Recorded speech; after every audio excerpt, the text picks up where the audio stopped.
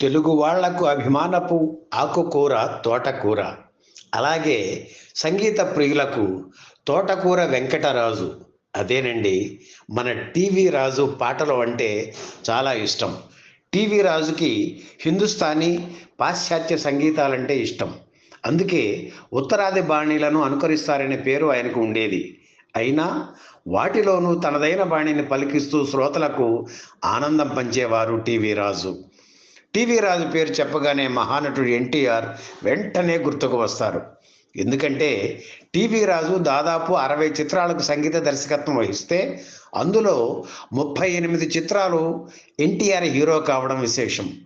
జయసింహ, పాండురంగ మహాత్మ్యం, మంగమ్మ శపథం, శ్రీకృష్ణ పాండవీయం, శ్రీకృష్ణావతారం, కథానాయకుడు, చిక్కడు దొరకడు, గండికోట రహస్యం, కోడలు దిద్దిన కాపురం, ఇలా వీరిద్దరి కాంబినేషన్లో ఎన్నెన్నో అద్భుతమైన పాటలు వచ్చాయి. ఘంటసాల, టీవీ రాజ్, ఎన్టీఆర్ కలయికలో వచ్చిన ప్రతి పాట ఆణిముత్యమే. ఫిబ్రవరి 20 టీవీ రాజు వర్ధంతి. ఈ సందర్భంగా ఆయన సినీ సంగీత జైత్రయాత్ర గురించి ఈ వీడియోలో చూద్దాం. టీవీ రాజు 1921 అక్టోబర్ 25న రాజమండ్రి సమీపంలోని మహాదేవపురం గ్రామంలో పుట్టారు. వారి తండ్రి సోమరాజు గారు 6 ఏళ్ల వయసులోనే మరణించడంతో చదువు సాగక 4th ఫారంతో ఫుల్ స్టాప్ పెట్టేశారు. రఘుదేవపురంలో నల్లాన్ చక్రవర్తుల కృష్ణమాచారి దగ్గర 3 ఏళ్లు నేర్చుకున్న సంగీతంతోనే అమ్మాయిలకు సంగీత పాఠాలు నేర్పించేవారు. నాటకాల్లో నటించేవారు. సురభి కంపెనీకి తదనంతర కాలంలో సినీ రంగ ప్రవేశం చేసి అంజలీదేవిగా మారిన అంజనీ కుమారి ప్రదర్శించే నృత్యాలకు, సురభి సంస్థ ప్రదర్శించే నాటకాలకు హార్మోనియం వాయించేవారు. అలా 1940 వరకు రాజమండ్రిలోనే ఉన్న టీవీ రాజు చిత్ర పరిశ్రమలో రాణించాలని మద్రాసు చేరారు. చంద్రవంక చిత్రానికి హార్మోనిస్ట్గా పనిచేసే అవకాశం లభించింది. అప్పుడే ఘంటసాలతో ఆయనకు పరిచయం కలిగింది. ప్రారంభంలో ఎన్టీఆర్, ఎస్వీఆర్లతో కలిసి మాంబళంలో ఉండేవారు టీవీ రాజు. ఎన్టీఆర్ హీరోగా నటించిన తొలి చిత్రం పల్లెటూరు పిల్ల చిత్రానికి ఆదినారాయణరావు దగ్గర సంగీత సహాయకుడిగా పనిచేశారు టీవీ రాజు. ఎన్టీఆర్ ఉండే గదిలోనే దర్శకుడు కావాలని కలలు కంటున్న తాతినేని ప్రకాశ్రావు, సినిమాటోగ్రాఫర్ రెహమాన్, టీవీ రాజు, యోగానంద్ కూడా ఉండేవారు. ఎన్టీఆర్ హీరోగా ఎదిగిన తరువాత తన రూమ్మేట్స్ కూడా అవకాశాలు కల్పించేందుకు కృషి చేశారు.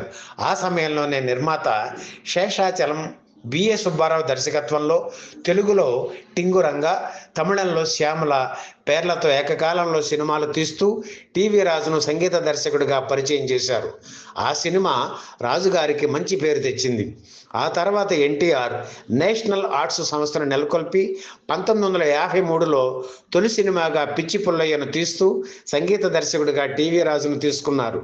ఆ తరువాత అక్కినేని నటించిన నిరుపేదలు, ఎన్టీఆర్ సొంత చిత్రాలు తోడు దొంగలు, జయసింహ చిత్రాలకు పనిచేశారు.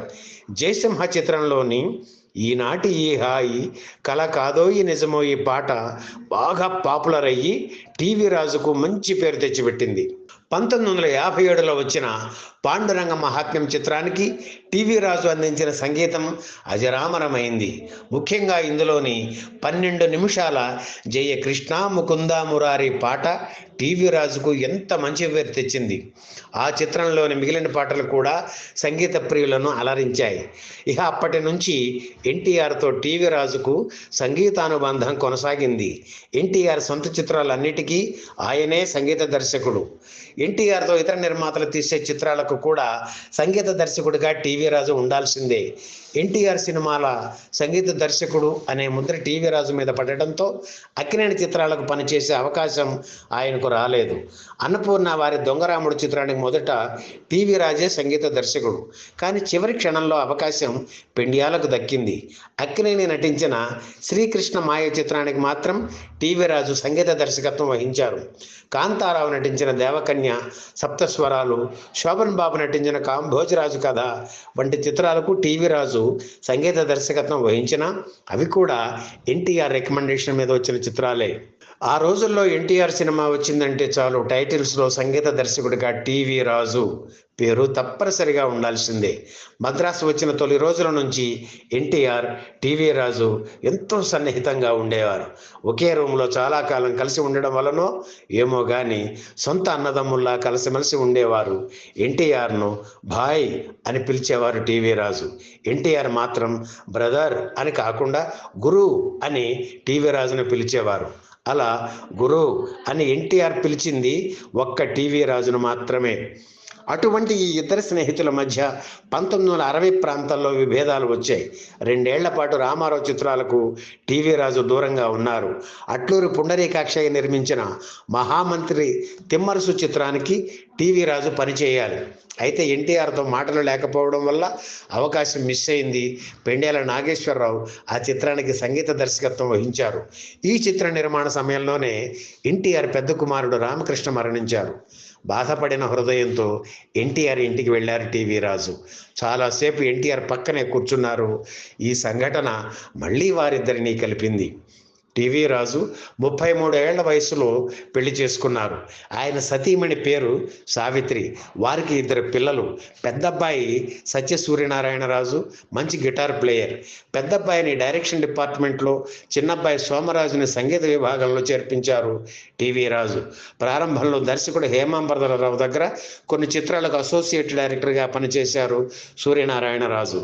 తరువాత సంగీతం మీద ఆసక్తితో సంగీత దర్శకుడు సాలూరి రాజేశ్వరరావు దగ్గర గిటారిస్టుగా చేరారు. అలాగే తన తమ్ముడు రాజు కోటితో కలిసి సంగీత దర్శకులుగా ప్రస్థానం ప్రారంభించినప్పుడు తొలి చిత్రం ప్రళయ గర్జన దగ్గర నుంచి హలో బ్రదర్ వరకు గిటారిస్టుగా ఆయన పనిచేశారు. ఇక రెండవ కుమారుడు సోమరాజు సంగీత దర్శకుడిగా మారి కోటితో కలిసి రాజ్ కోటి సంగీత ద్వయంగా చాలా కాలం చిత్ర పరిశ్రమలో కొనసాగారు.